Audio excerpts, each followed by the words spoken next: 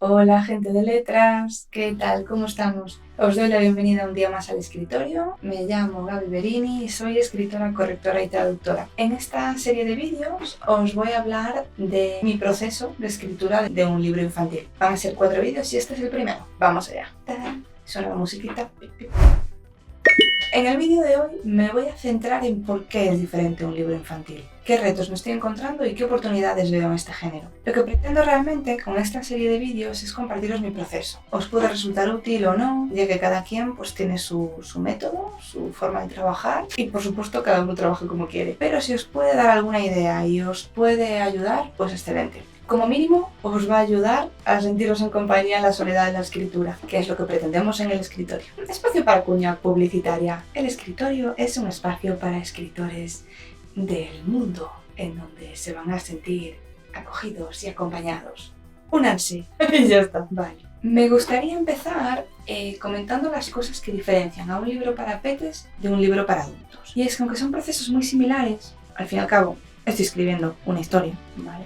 Con unos personajes que viven en un mundo y les pasan cosas. Hay ciertos aspectos que tengo que tener en cuenta si pretendo que a mi público objetivo, que serían en principio peques de entre 3 y 6 años, les guste mi historia. Pues bien, ¿cuáles son esas diferencias? Os traigo 3, ¿vale? Que a mí me parecen fundamentales. Pero si os ocurren más, dejadlas en comentarios, ¿vale? Y luego las vemos. La primera de todas es que el lenguaje en los libros infantiles es muy directo. Los peques viven en el presente, ¿vale? No tienen tiempo que perder. Quieren información y la quieren de forma directa, clara y concisa. No son como nosotros, que vivimos en el pasado o en el futuro. A lo que me refiero con esto es a que el texto de este tipo de cuentos no es muy largo. Obviamente, esto depende de la edad a la que estemos dirigiendo el libro en cuestión, ¿vale? De la historia que queremos contar, etc. Lo que pretende el texto es explicar de una forma muy simple, apoyándose en las ilustraciones, en este caso. Son, pues en realidad, imprescindibles, al menos en mi opinión. Las ilustraciones ayudan a que se fomente la imaginación, a meterse en la historia. Además, como el tiempo es corto, entre escena y escena, se da tiempo a que se hagan preguntas, a que piensen a su ritmo, a que pregunten al adulto que les está leyendo, lo que sea.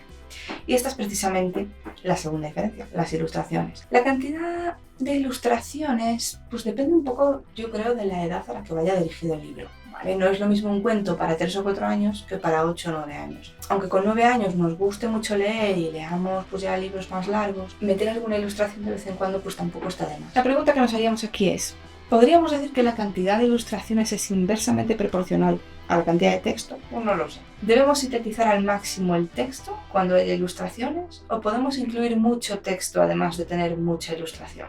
¿Cómo se trata esto en el cómic?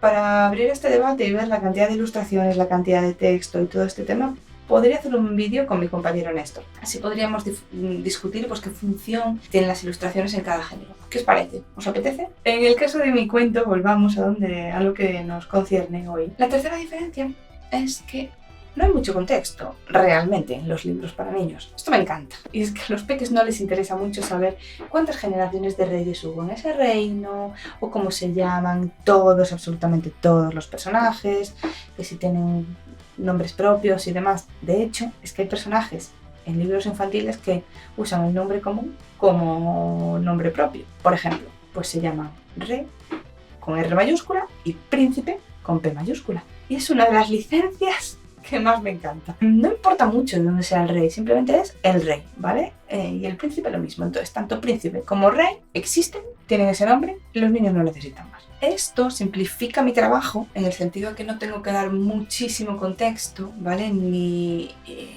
tengo que explicar las cosas mucho mejor, pero se me hace un poco raro hablar de un personaje sin darle un trasfondo, ¿no? Sin darle una personalidad más profunda. El personaje se muestra tal cual es, ¿vale? Y este es un tipo de lenguaje al que tuve que acostumbrarme poquito a poco. Ahora que vimos las diferencias, quiero hablaros de los retos y las oportunidades que me he ido encontrando. El primer reto fue precisamente esta simplificación del lenguaje. Tuve que ser muy concisa en las explicaciones que quería dar, sobre todo pues, para que se entendiesen bien y rápido.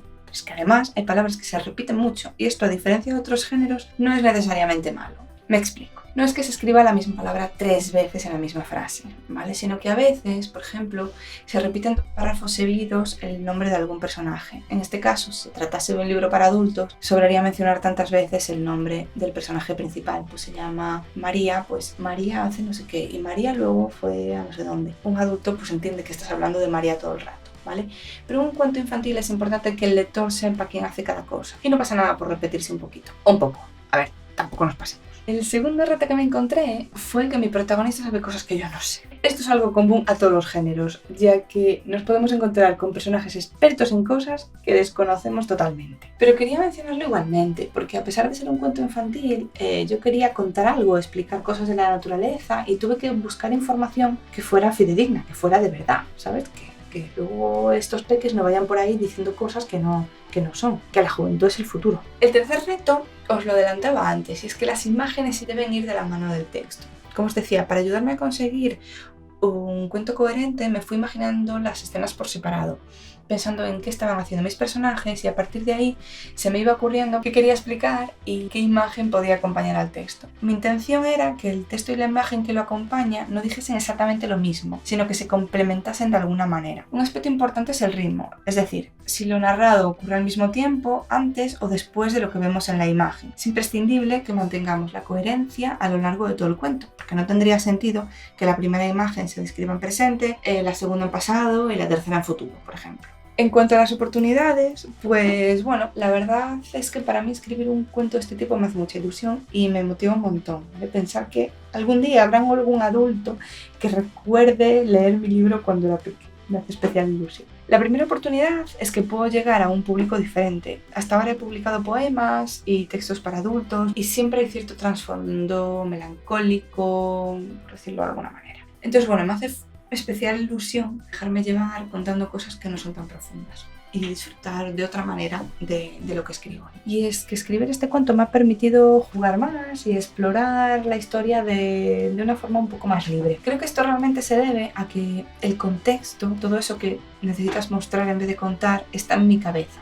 Pero no necesito esforzarme tanto en mostrárselo al lector. Obviamente en otro tipo de géneros, pues el lector te pide que tú construyas a los personajes, obviamente en base a sus acciones, ¿no? Que me muestres, me cuentes, y tienes que hacer cierto esfuerzo para mostrar, pues por ejemplo, que un personaje es egoísta, en vez de decir, este señor era muy egoísta. Pues no, hombre, tendrás que ponerlo en situaciones en las que este personaje muestre que es egoísta.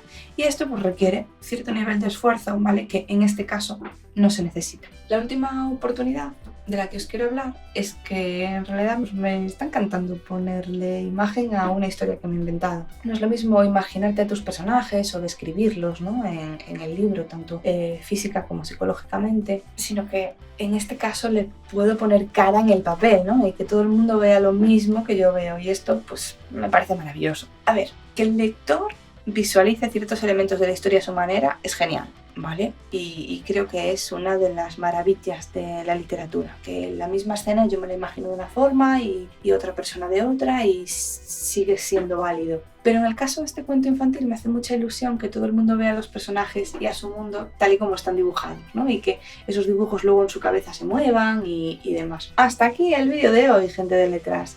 En el próximo de la serie hablaremos de los tiempos, ¿vale? Os voy a contar en más detalle cuánto tiempo me está llevando escribirlo, o me ha llevado a escribirlo, cuánto tiempo ha estado la historia elaborándose en mi cabeza, ¿vale? Y cómo se me ocurrió. Así que hasta la próxima, nos vemos entre los libros.